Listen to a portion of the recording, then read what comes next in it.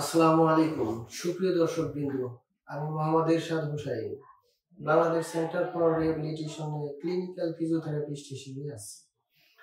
আজ আপনাদেরকে হাতের নাড়াচাড়া বৃদ্ধি এবং লিম্ফ নোডগুলোর সঞ্চালন বৃদ্ধির জন্য একটি ব্যায়াম দেখাবো, যেটাকে আমরা অ্যাক্টিভ সার্কামডাকশন অফ দ্য আর্ম বলে থাকি। সুপ্রিয় দর্শক, চলুন দেখা যাক কিভাবে ব্যায়ামটি করানো হয়।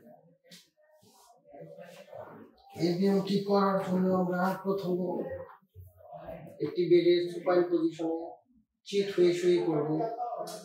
এরপর আমাদের হাতটি লাগানো থাকবে বডির সাথে। এরপর আমরা আক্রান্ত হাতটি 90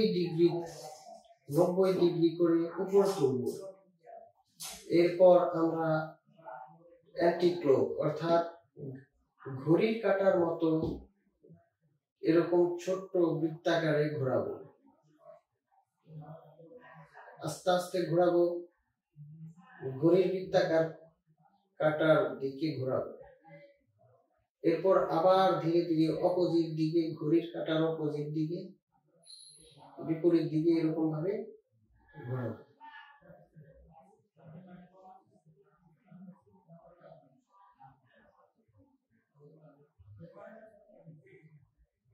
এরকম ভাবে ঘোরাতে থাকবে।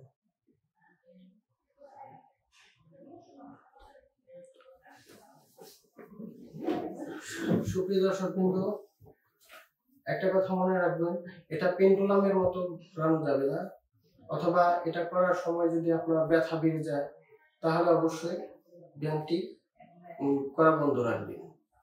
ধন্যবাদ সুপ্রিয় দর্শকবৃন্দ, আল্লাহ হাফেজ।